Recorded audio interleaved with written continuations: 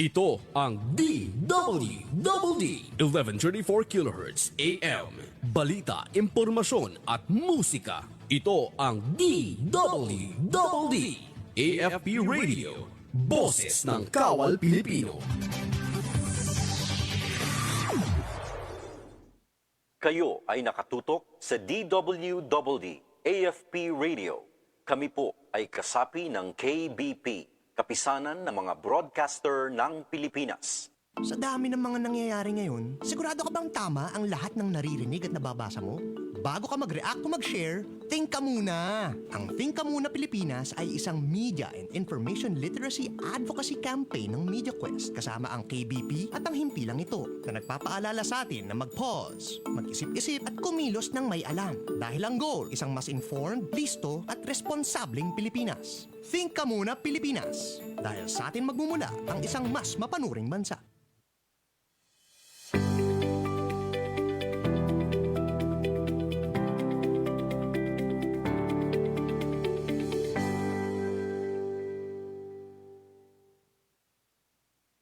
Mga katropa, alam mo ba na ang DWDD 1134 kHz AFP Radio ay ang opisyal na radio station ng Sandatahang Lakas ng Pilipinas na binubuo ng Army, Navy at Air Force na siyang maghahatid sa inyo ng mga balita mula sa ating Armed Forces at iba pang impormasyon. Mga katropa, hanapin at ilike kami sa Facebook, Twitter at YouTube. DWDD AFP Radio, ang boses ng Kawal Pilipino.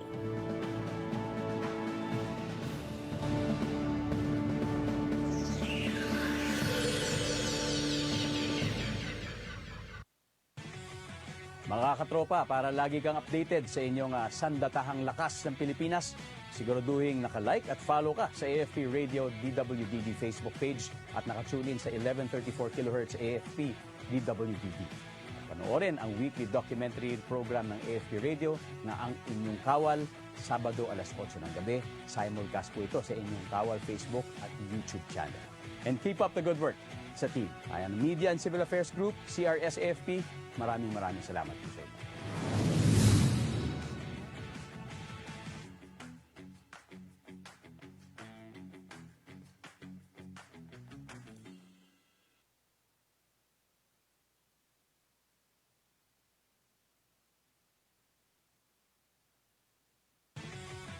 Mga katropa, para lagi kang updated sa inyong sandatahang lakas ng Pilipinas, siguraduhin naka-like at follow ka sa AFP Radio DWDD Facebook page at nakatune in sa 1134 kHz AFP DWDD.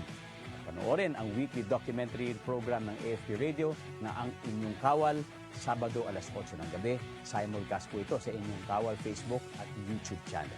And keep up the good work sa team. Ayan, Media and Civil Affairs Group, CRS AFP, maraming salamat po sa inyo.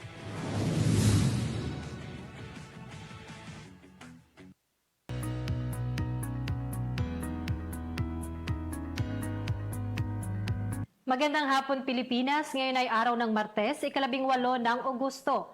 Tayo po ay muli na namang magkakasama-sama sa ating programang Pulis at Komunidad. Dito sa DWDD AFP Radio, ang boses ng Kawal Pilipino. Ako po ang inyong tagapag-ugnay, Patrolwoman Sari Bernales. At ito ang programang Pulis at Komunidad.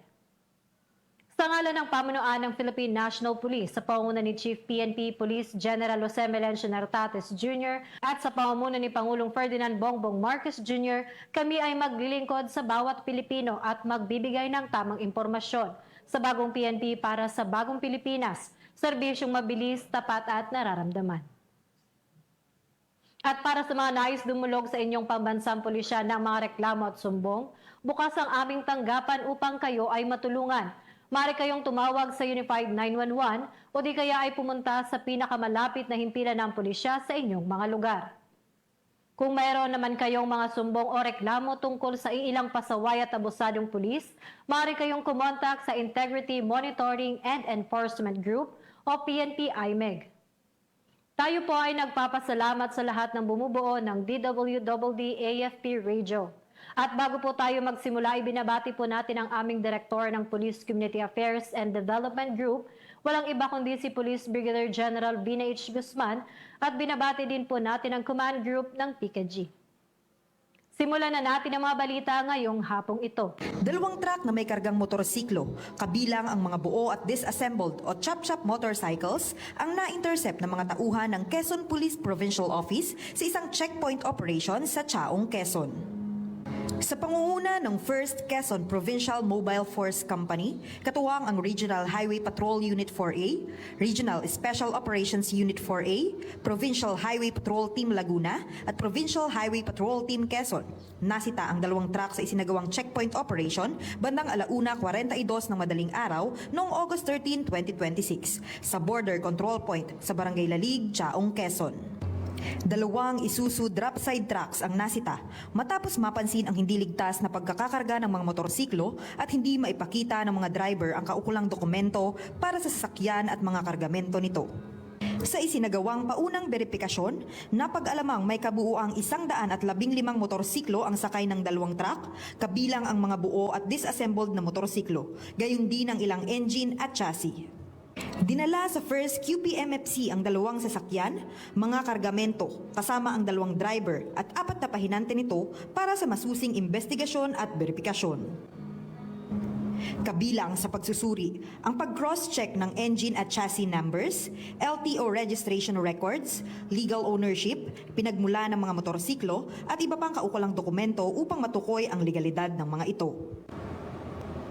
Batay sa paunang investigasyon at pagsusuri sa mga nakumpiskang ebidensya, napag-alamang may paglabag sa Republic Act 10883 o New Anti-Carnapping Act of 2016, PD 1612 or Anti-Fencing Law, at Republic Act 4136 o Land Transportation and Traffic Code.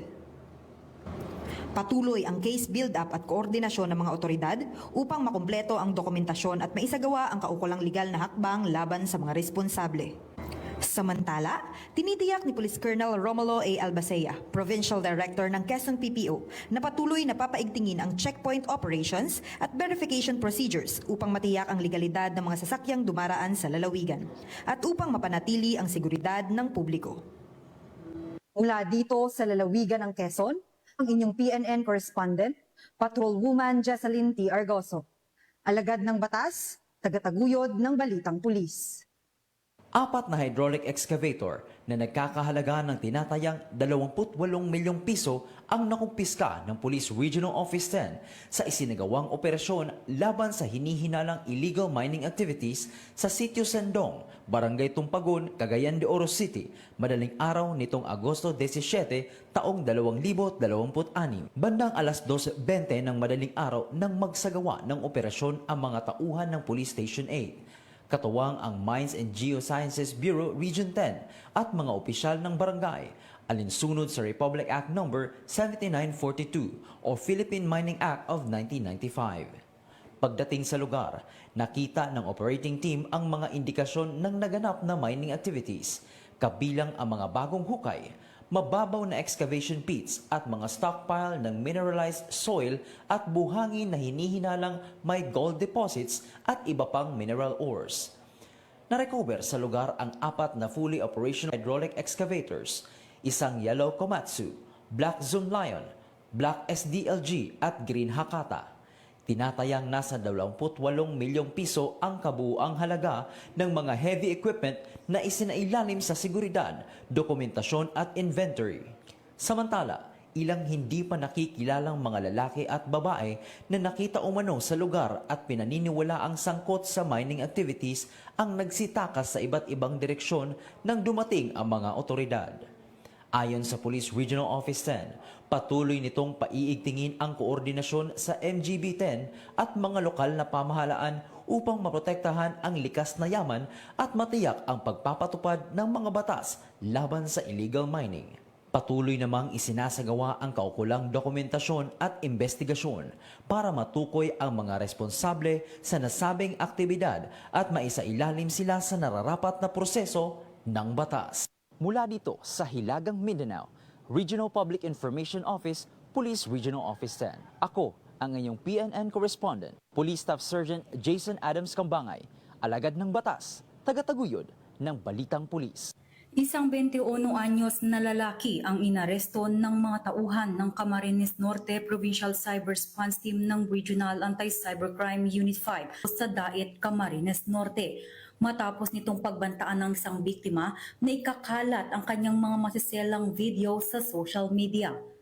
Batay sa investigasyon, inatasan ng suspect ang biktima na makipagkita sa isang motel kapalit ng hindi pagpapakalat ng mga naturang mga video online. Dahil dito, agad na humingi ng tulong ang biktima sa mga otoridad na agad namang nagsagawa ng entrapment operation na nagresulta sa pagkakaaresto sa suspect na nahaharap ngayon sa kasong paglabag sa Article 286 o grave coercion ng Revised Penal Code, kaugnay ng Section 6 ng Republic Act No. 10175 o Cybercrime Prevention Act of 2012. Kasalukuyang nasa kustodiya ng Dait Municipal Police Station ng suspect para sa dokumentasyon at kaukulang disposisyon. Mula dito sa PNP Anti-Cybercrime Group, ako ang inyong PNN correspondent, Patrolwoman Mary Grace Artizuela, nagbabalita para sa Police News Network, alagad ng batas, tagataguyod ng Balitang Pulis. Ito ang bagong PNP para sa bagong Pilipinas, serbisyong mabilis, tapat at nararamdaman. Arestado ang top 4 regional most wanted person sa kasong 5 counts ng qualified rape sa isinagawang operasyon sa Barangay Malamag West, Tumawini, Isabela. Kinilala ang akusado sa alias na JR, 38 anyos, butcher at residente ng nasabing lugar.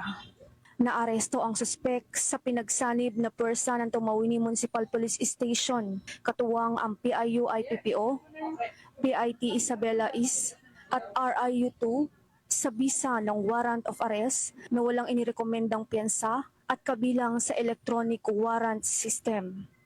Ayon kay Police Colonel Manuel Bayani Bringas, Provincial Director ng Isabela PPO, patuloy na paiigtingin ng kapulisan ang intelligence-driven operations upang matiyak na ang mga wanted persons ay mapapanagot sa batas. Mula dito sa Isabela Police Provincial Office, ako po si Police Corporal Sara Jane V. de la Cruz, bagong PNP para sa bagong Pilipinas, serbisyong mabilis, tapat at nararamdaman. 2 high-value individual ang arestado matapos makumpiska ang humigit kumulang na 50 grams ng hinihinalang shabu sa isinagawang bypass operation ng Drug Enforcement Unit ng Bacoor Component City Police Station. Katuwang ang Philippine Drug Enforcement Agency pasado 1:00 ng madaling araw noong August 16 sa Barangay Niyog, Bacoor City. Kinilala ang mga suspect na sina alias Mon at Sally, kapwa residente ng Bacoor City. Nasa kustodiyan na ng Bacoor CCPS ang mga suspect para sa kaukulang disposisyon at pagsasampa ng kaso. Mula dito sa Cavite Police Provincial Public Information Office, ako ang inyong PNN correspondent, Patrolman Emerson Abido, alagad ng batas, tagataguyod ng Balitang Pulis, bagong PNP para sa bagong Pilipinas, serbisyong mabilis, tapat at nararamdaman. Agad na nagpaabot ng tulong ang PNP Maritime Group sa mga commuter na stranded sa gitna ng masamang panahon sa pamamagitan ng paglungsad ng libreng sakay. Nito lamang 17 ng Agosto taong kasalukuyan. Gamit ang kanilang mga sasakyan, pinarada at binagtas ng kapulisan ang ruta mula Manila City Hall patungong Mall of Asia upang matiyak na makauwi ng ligtas, mabilis at walang balakid ang ating mga kababayang nahihirapang makahanap ng pampublikong masasakyan dahil sa buhos ng ulan. Ang mabilis na aksyong ito ay alinsunod sa PNP Focused Agenda, partikular sa pagbigay ng serbisyong mabilis, tapat at nararamdaman na nakatutok sa tunay na malasakit at kapakanan ng mamamayan. Ipinakita lamang nito na ang PNP Maritime Group ay hindi lamang nakatutok sa pagprotekta sa ating mga karagatan, kundi laging handang maglingkod at maging sandigan ng taong bayan kahit sa mga kalsada sa oras ng kalamidad at emergency. Kasabay nito, ipinapaalala sa publiko na maging maingat sa pagbiyahe, tiyaking ligtas ang mga dalang gamit at huwag mag-atubiling humingi ng saklolo sa mga nakatalagang pulis kung kinakailangan. Ako po si Patrolwoman Sari Bernales, nagbabalita para sa Police News Network. Alagad ng batas, tagataguyod ng Balitang Pulis. Bagong PNP para sa bagong Pilipinas. Serbisyong mabilis, tapat at nararamdaman. As we open another week of duty, I commend our personnel who serve communities despite the heavy rains brought by the monsoon or the habagat. In flooded areas, our people become rescuers, responders, and recovery partners. moving families to safety, delivering assistance, and clearing roads for emergency response. Patuloy na pinaiigting ng Albay Police Provincial Office sa pamumuno ni Police Colonel Noel Donato Nunez ang paggamit ng mga bagong teknolohiya sa pagpapatupad ng batas sa pamamagitan ng Smart Albay Initiative. Layunin ng programa na mapalakas ang seguridad, komunikasyon at mabilis na pagtugon ng mga Albay Kasulog-Cops sa mga insidente at banta sa komunidad. Ilang sa mga benepisyaryo nito ang Barangay 48, Bagong Abre Legazpi City, matapos matagumpay na maibalik ang operasyon ng kanilang mga CCTV cameras. At nagpaabot naman ng pasasalamat ang Barangay Council sa pangunguna ni Punong Barangay Dindo D. Nunez, kay Police Colonel Noel D. Nunez, Police Master Sergeant Christopher P. Pagyo, Patrolman Philip Edward Detanan at kanilang team para sa agarang aksyon. Binigyang diin ng Smart Albay ang kahalagahan ng pagtutulungan ng pulisya, lokal na pamahalaan, mga katuwang na ehensya at komunidad upang gawing mas ligtas, episyente at responsibo ang serbisyo pulisya. Mula dito sa Albay Police Provincial Office, ako po si Patrolman Corby Flores, nag-uulat para sa Police News Network. Bagong PNP para sa Bagong Pilipinas, serbisyong mabilis, tapat at nararamdaman. Sa isang matagumpay na intel-driven operation ng Regional Highway Patrol Unit 10, 4 na individual ang naaresto sa BCI National Highway, Ikpit, Opol, Misamis Oriental. 2 Toyota Fortuner ang na-flag down dahil sa umano'y initial violation na reckless driving. Walang maipakitang valid driver's license ang mga driver at natuklasan din sa loob ng 2 sasakyan 19 na master cases at 16 na rims na pinaghihinilaang smuggled na Canon cigarettes. Wala umanong maipakitang mga dokumentong magpapatunay sa legalidad ng kanilang kargamento. Ipinaalam sa kanila ang kanilang mga karapatan at kasalukuyan silang nasa kustodiya ng Regional Highway Patrol Unit 10 para sa kaukulang disposisyon at koordinasyon sa mga kinaukulang ahensya ng pamahalaan. Ang matagumpay na operasyon ay nagpapakita ng patuloy na pagsisikap ng Philippine National Police at ng Highway Patrol Group na labanan ang mga smuggling at iba pang uri ng economic sabotage at tiyaking nasusunod ang mga batas sa mga pangunahin lansangan ng bansa. At para sa iba pang balitang dala ng serbisyong HPG, tumutok lamang sa aming Facebook page at YouTube channel na Police News Network. Mula dito sa tanggapan ng mga kapinyo sa kalsada at sa pamumuno ng aming butihing direktor, Police Brigadier General Romel Santa Ana Batangan, ako ang inyong PNN correspondent, Police Corporal Jerin G. Luis, para sa Police News Network. Alagad ng batas, tagataguyod ng balitang pulis.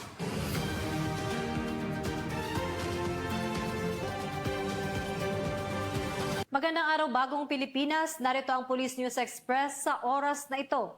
Agad na kumilos ang pamunuan ng Philippine National Police sa pamamagitan ng Police Regional Office 9 at Zamboanga City Police Office sa naitalang insidente ng pamamaril sa loob ng isang pribadong paaralan sa Zamboanga City. Kaugnay nito, mabilis na nakipag-ugnayan ng mga tauhan ng pulisya sa pamunuan ng paaralan at iba pang ahensya upang tiyakin ang kaligtasan at maayos na paglikas ng mga estudyante, guro at kawani.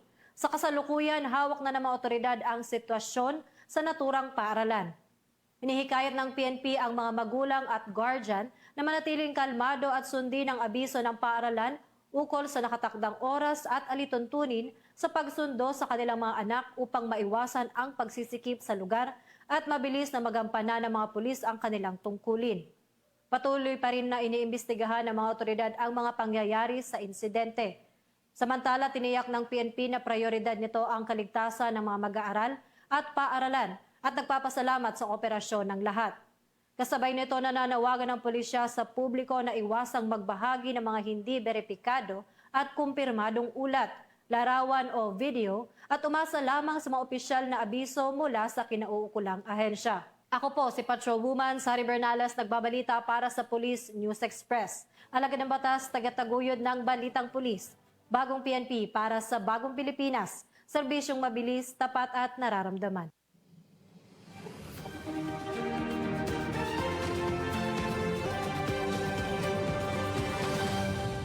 The weather did not slow our fight against crime and implementation of our usual mandate in implementing peace and order. In Kalinga, our joint operations with PIDEA destroyed about 750,000 marijuana plants valued at 150 million pesos, among others of our accomplishment on anti-illegal drugs operations. Cutting off illegal drugs at their source. In Mindanao, at one place, units seized more than 37 million pesos worth of alleged or illegal or smuggled cigarettes. Beyond our anti-crime and anti-smuggling efforts, our pursuit of wanted persons remain relentless. We arrested a national most wanted for carnapping, 4 wanted persons through highway patrol operations, 4 regional level wanted persons facing serious offenses. These relentless efforts extended beyond our borders as our international law enforcement efforts also delivered results. In Angeles City, 8 Korean nationals were apprehended over alleged immigration and financial scamming violations. In Mandawi City, 3 Vietnamese nationals were arrested for alleged unauthorized dental practice. In Cavite, a Korean fugitive under an Interpol red notice was apprehended over on illegal cyber gambling case. Mga kapwa ko lingkod ng bayan, hindi nasusukat ang serbisyo sa kondisyon ng panahon. Sinisukat ito sa bilis nating kumilos kapag may nangangailangan. Sa tapang nating humarap sa pagpanganib at sa disiplina nating gawin ang tama kahit walang nakakakita. Let us carry that standard not only this week, but for the rest of our service. Be responsive, be present, and be decisive. Let every action protect our communities and strengthen public trust. That is the meaning of Bagong PNP para sa Bagong Pilipinas. Serbisyong mabilis, tapat at nararamdaman. At yan ang mga balitang nakalap ng ating PNP correspondents mula sa iba't ibang panig ng bansa. Magsama-sama po tayong muli sa susunod na Martes, dito pa rin sa programang Pulis at Komunidad, dito sa DWDD AFP Radio, ang boses ng Kawal Pilipino. Mula po dito sa tanggapan ng tagapag-ugnay ng Pambansang Pulisya, ako po si Patrolwoman Sari Bernales. At ito ang Bagong PNP para sa Bagong Pilipinas, serbisyong mabilis, tapat at nararamdaman. At ito ang Pulis at Komunidad.